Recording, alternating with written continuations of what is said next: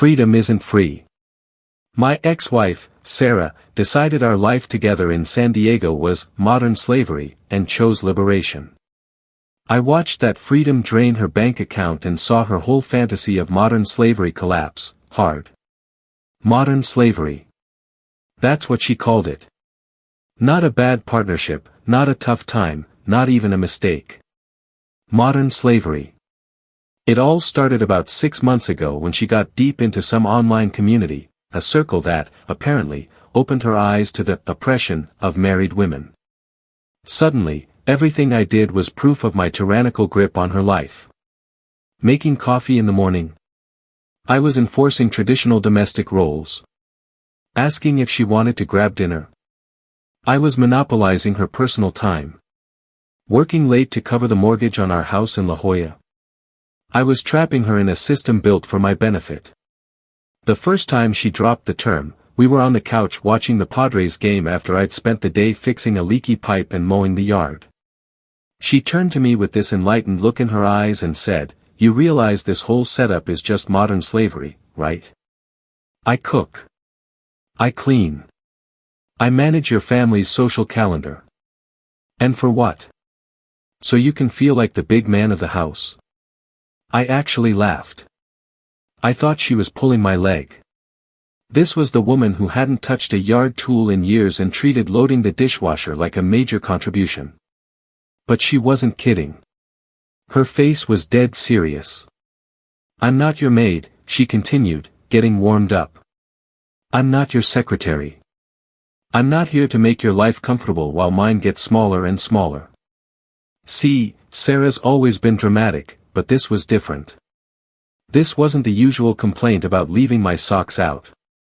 This was a total rewrite of our entire relationship using some wild theory she'd picked up online. Over the next few weeks, every conversation led back to her liberation theory. Suggest visiting my folks in Arizona. Unpaid emotional labor. Mentioning we needed milk. Assigning her domestic duties. Coming home tired from work. Expecting her to be my personal therapist and restoration service. The breaking point was a dinner party we hosted for friends. I'd grilled steaks, and she'd handled the side salad and some store-bought appetizers, our usual routine. But as we sat around the table with 3 other couples, she decided it was the perfect time to drop her truth bomb about marriage. "Marriage is just modern slavery with better marketing," she announced, totally out of the blue. The table went dead silent. "Think about it," she went on.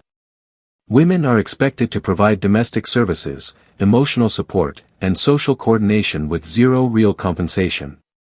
It's unpaid labor disguised as love." Our friend Mark nearly choked on his beer. The wives exchanged those careful glances that scream, "Someone's making this awkward for all of us." "Take tonight, for instance," she pressed. "I spend hours planning the menu, shopping, prepping, and I'll spend tomorrow cleaning up. What does Jack do? Stands next to a grill for 30 minutes and gets praised for being such a helpful husband." I felt every eye on me, waiting for my defense. Instead of getting embarrassed or angry, something clicked. A cold, clear moment of understanding. I put down my fork, looked right at her, and smiled. Not a nice smile, but one that said, "I see the game now." "You are absolutely right," I said, my voice calm. "Slavery is awful. No one should have to live like that." She blinked, totally not expecting agreement. The room remained silent. "If that's how you truly see our marriage," I continued, "then we definitely need to do something about it. I would never want to keep anyone in slavery." Someone quickly changed the subject to the NFL playoffs, but the damage was done. She'd drawn a line, and I accepted the challenge. What she didn't realize was that freedom works both ways. If she wanted to be liberated from the terrible burden of being married to me, I was more than happy to give her that exact liberation. The price of freedom. After our guests left, she was on her phone while I cleaned up. "You're being weird," she commented, scrolling through a screen. "Just thinking about what you said tonight," I replied, loading the dishwasher. About slavery and freedom. You made some incredibly interesting points. She finally looked up, and I saw a tiny flicker of uncertainty, like maybe she'd gone too far. Too late. She opened the door, I was walking through it.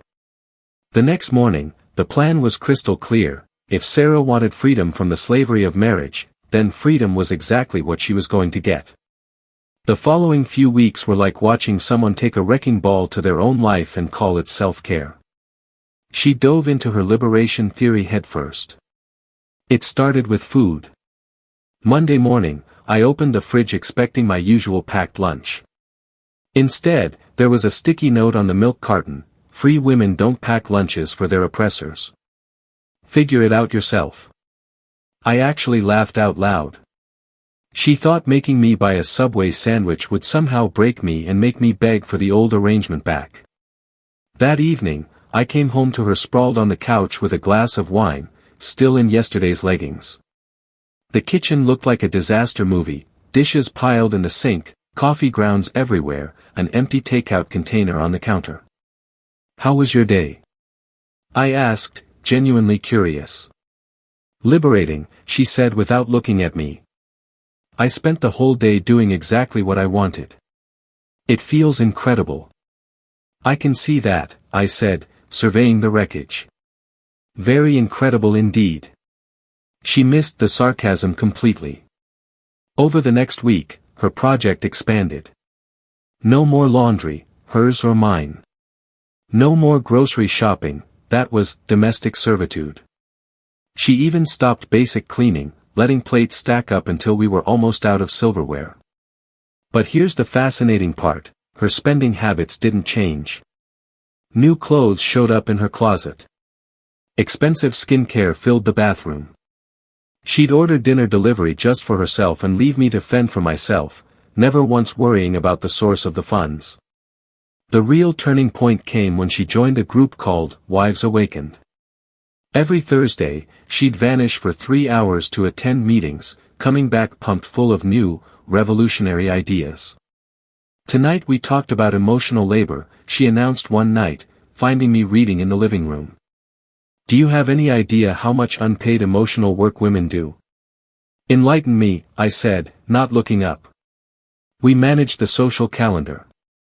We remember birthdays. We keep up with both families. We provide comfort when men are stressed. We're basically unpaid therapists and personal assistants."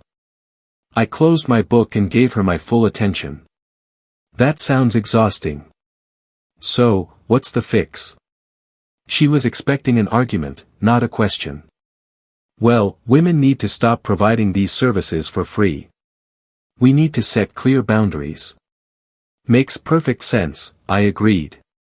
"You absolutely shouldn't have to do anything that feels like unpaid labor ever again." Agreement where she expected a fight confused her, but she pushed on. "Exactly. So, I'm stopping all social management. If you want to see your family or friends, you arrange it. I'm not your secretary anymore." "Fair enough," I said, reopening my book. "I'll let my mom know she should call me directly." That weekend, my sister called about a family barbecue. Sarah handed me the phone: "Your family, your responsibility." Sunday morning, I got dressed. Sarah looked surprised. "Where are you going?" "Family barbecue. The one you decided not to manage." "But I thought we'd both skip it since I'm not doing the coordination." "Why would I skip it? I can coordinate for myself." The look on her face was priceless. It hadn't occurred to her that removing herself from the equation meant the equation would just solve itself without her. She stayed home, posting cryptic social media updates about choosing yourself. I had one of the most relaxed family gatherings in months. Without her constant, subtle complaints about having to manage the event, I actually enjoyed my time. My sister even commented on how much happier I seemed. The cohabitation agreement. When I got home, she was waiting. "I've been thinking," she started. "I realize I need to take my liberation more seriously. If I'm going to break free from the slavery of traditional marriage, I need to go all the way. I want a separation. A separation? Tell me more about how you see this working, I said. She launched into a clearly rehearsed explanation, straight from Wives Awakened, a trial separation where we live together but maintain fully independent lives. No shared responsibilities, no partnership expectations. It's like being roommates, she explained, but with the legal protection of marriage still in place. So you want all the freedom of being single with all the financial security of being married. It's not about security, she said quickly. It's about discovering my authentic self. I nodded slowly. You know what? I think you're right. I'm going to help you get exactly the freedom you're looking for. The relief on her face was almost insulting. She'd expected a fight, a plea. Instead, I was giving her everything. She didn't know that freedom is a two-way street, and she was about to get a crash course in its cost. The conversation happened Tuesday. By Wednesday morning, I had a plan. She came downstairs around 10 a.m., her new, liberated schedule didn't include early mornings, and found me at the kitchen table with a laptop, a legal pad, and serious-looking documents. "What's all this?" she asked, pouring coffee from the pot I'd made hours earlier. "Just working out the details of your freedom project," I said. "If we're going to do this separation thing, we need ground rules to avoid confusion." She sat down, suddenly looking less confident. "What kind of rules?" I turned the laptop toward her. The document was titled, Co-habitation Agreement, Independent Living Arrangement.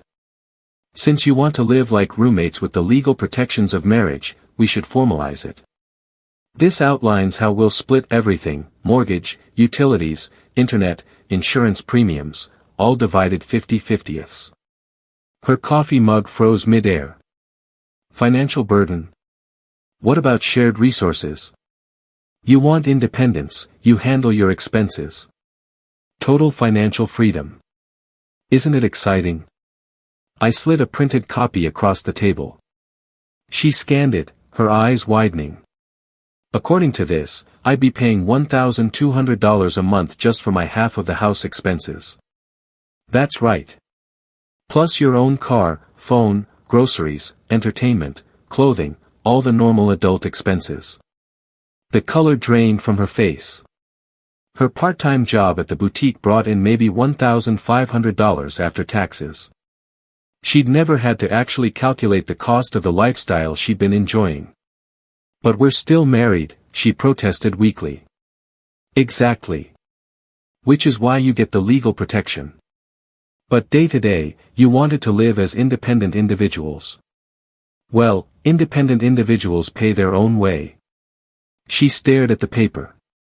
"This seems extreme. Does it? You told me expecting you to contribute was slavery. Slavery is extreme. This way, you are completely free. No one expects anything from you, and you owe no one anything." I pulled out another document. I also drafted a social independence clause. Since you don't want to manage our social calendar, we'll maintain completely separate social lives. We're not each other's plus ones anymore. We're two independent people living in the same house. The silence was heavy. I could almost hear her brain short-circuiting. "There's one more thing," I said, pulling out the final document. "Separate living spaces. I'll take the master bedroom and attached bath. You can have the guest room and the hall bathroom." "Why do you get the master bedroom?" "Because I'm paying for the master bedroom. The mortgage is in my name.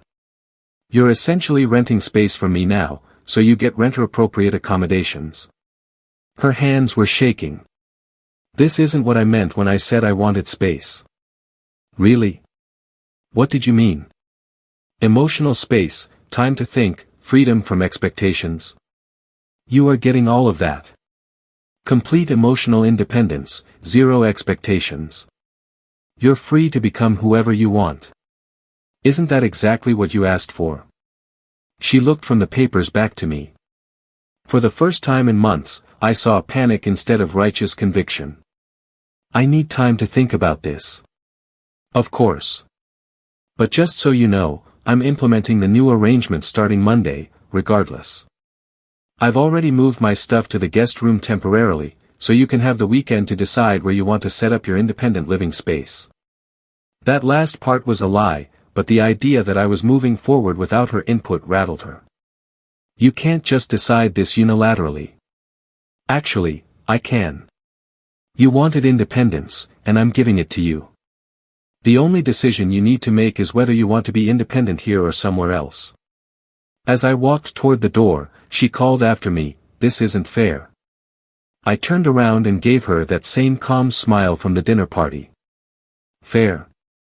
You spent weeks telling me our marriage was slavery and demanded liberation. I'm giving you exactly what you asked for. How is that not fair? She opened her mouth, then closed it. Because what could she say? That she wanted freedom but not the responsibility that comes with it. I left her sitting there with those papers spread out, finally getting a glimpse of what real freedom looked like. Not the fantasy she'd been sold, but the actual, bills need to be paid reality of independent adult life. The reckoning. Monday morning arrived like a reckoning. I went about my routine normally, coffee grinding, shower running, news at a regular volume. Why should I accommodate someone who wasn't my partner anymore? She stumbled downstairs around 8 a.m. "So, you're really doing this?" she asked, staring at the stack of bills I'd left on the counter with her name written on half of them. "We're doing this," I corrected. "Your idea, remember. I'm just making sure it works." I handed her an envelope. "Your prorated portion of this month's expenses. $800. She opened the envelope like it was a bomb. $800. I can't afford $800. Then you might want to pick up some extra shifts at work or find a roommate situation that's more within your budget. It's ridiculous, she said, her voice thin. We're married. You can't charge me rent in my own house. It's not your house. It's my house that you live in. And as of this week, you're living in it as an independent individual, which means you pay your own way. I showed her a screenshot of nearby rentals. You're actually getting a deal at $600 for the room. Her face cycled through 5 emotions: anger, disbelief, panic, calculation, and then, for a split second, something that looked like respect. Like she was seeing me clearly for the first time in months. Where am I supposed to get $800? The same place any other adult gets money for living expenses. Work, budget, make choices. I'm leaving for work now. When I get home, I expect either payment or your alternative housing arrangements. Your choice. That evening, I came home to her sitting at the kitchen table with a checkbook and a calculator. I wrote you a check, she said without looking up. Great. What did you want to talk about? She met my eyes. They were red-rimmed, not from manipulative tears, but from the tears of someone who'd spent the day doing math and not liking the results. I can't afford to live like this, she whispered. Then you have 2 options. Make more money or spend less money.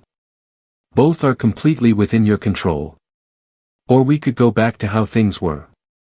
I sat across from her. How things were? When you called our marriage slavery? When you refused to contribute? When you spent weeks disrespecting everything I did? I was figuring things out. And now you figured them out. You learned that independence costs money, freedom comes with responsibility, and calling your husband a slave owner has consequences. She looked down at the checkbook again. I didn't mean it like that. Yes, you did. You thought you could have all the benefits of being married with none of the obligations. You thought you could treat me like garbage and I'd just take it. What if I apologized, she finally asked. For what? For saying those things. For being unfair. Yes. And would you mean it, or would you just be saying it because independence turned out to be more expensive than you thought? She didn't answer. That was the answer. An apology might have meant something a month ago, I said, standing up. But you've shown me who you really are when things get challenging. You threw away 4 years of marriage for some fantasy. Why would I want to go back to that? I picked up her check. Thanks for the rent money. I'll see you around the house. As I walked away, I heard her whisper, "This isn't how it was supposed to go." She was right. It was supposed to go much better for me. Seedling the cost of an education. 3 weeks into our new arrangement, Sarah was discovering what actual independence looked like. She picked up extra shifts at the boutique, working 6 days a week now. The woman who complained about folding laundry was now coming home exhausted from standing on her feet for 8 hours. Her wives' awakened meetings became a casualty. Turns out liberation groups are a luxury when someone else is paying your bills. Meanwhile, I was thriving. Without the constant current of criticism, I'd rediscovered myself. Hitting the gym, reconnecting with old friends, signing up for a woodworking class. My wife's quest for liberation had ended up liberating me. The real revelation came in week 4. I was in the kitchen making breakfast when she came downstairs, looking tired and stressed. "Can I ask you something?" she said. "Sure. How did you make it look so easy?" "Make what look easy?" "All of it. Working, paying bills, managing the house. You made it look effortless." "It wasn't effortless," I said. "It was just necessary, so I did it." "But you were never listening because you were too busy explaining how oppressed you were." "I had no idea how expensive everything was," she continued. "The grocery bill alone is ridiculous. How do people afford to eat? People budget. They plan meals, shop sales, cook at home. All those oppressive domestic activities you liberated yourself from." She leaned against the door frame, defeated. "I didn't do it all. We were supposed to be doing it together. That's how partnerships work. But you decided partnership was slavery, so here we are." "I made a mistake," she said finally. "The whole liberation thing. Calling marriage slavery. Treating you like you were the problem." "Which mistake?" "There were several. All of it. I hated my job. I felt stuck and bored. It was easier to blame our relationship and make you the reason I felt trapped. And now? Now I realize that being independently miserable is still miserable, but it's also expensive and lonely. I want to fix this. I want to fix us. That's a start. But recognizing a mistake isn't the same as understanding what you'll do differently." "I know. What would it take," she asked instead, "for you to believe I could be different?" I considered the question seriously. "It would take time. It would take you proving that you can handle independence without falling apart or blaming other people. It would take you showing me that you value what I brought to our partnership instead of resenting it. And if I did all that, then we could talk. But that's a long way off. In the meantime, your rent's due next week. The experience of earning it is probably good for your character development." I left her, finally asking the right questions instead of making demands. She was looking at her own behavior instead of blaming mine. The true partnership. 2 months later, the breaking point came. I walked into the house after class to find her crying at the kitchen table, surrounded by bills and job applications. "I got fired from the boutique. They're cutting staff for the slow season. I don't know how I'm going to make rent next month." "That's unfortunate. What's your plan?" I asked.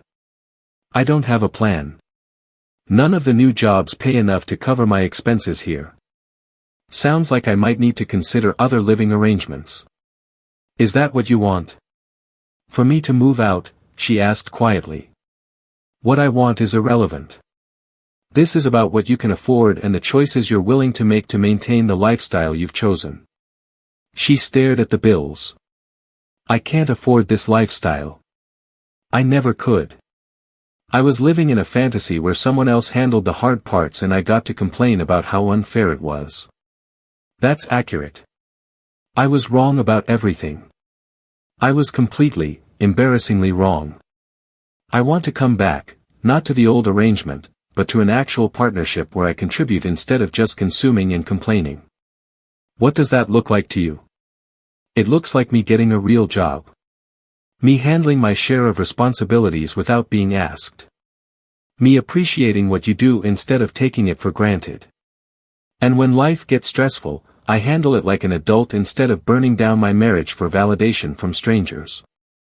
I walked over and sat across from her. If I were to consider letting you back into this marriage, it wouldn't be as my dependent. It would be as my equal partner with equal responsibilities and equal accountability. I know. No more liberation groups. No more treating our partnership like a burden instead of a blessing. And if you ever call our marriage slavery again, I will hand you divorce papers the same day. Not as a threat, but as a promise. She nodded, tears flowing. I understand. I reached across the table and took the stack of bills. I'll cover this month while you find work. But this is the last time I clean up a mess you made by choosing pride over partnership. Thank you. Don't thank me yet. Prove to me that you deserve another chance. Over the next month, she did exactly that. She found a full-time job at a medical office, bringing home almost double what the boutique paid. She took over grocery shopping and meal planning. She stopped taking our partnership for granted. 6 months later, we were hosting another dinner party in San Diego. As we cleaned up, our friend Maria commented on how much happier we both seemed. "What's your secret?" she asked. Sarah looked at me, then back at Maria. We learned the difference between partnership and slavery. And more importantly, we learned that freedom isn't the absence of responsibility. It's the ability to choose your responsibilities wisely. I smiled as I loaded the dishwasher. Sometimes you have to lose something to understand what it was worth. She nodded, drying the wine glasses carefully. And sometimes, the best way to save a marriage is to let it end long enough for both people to remember why they wanted it in the first place.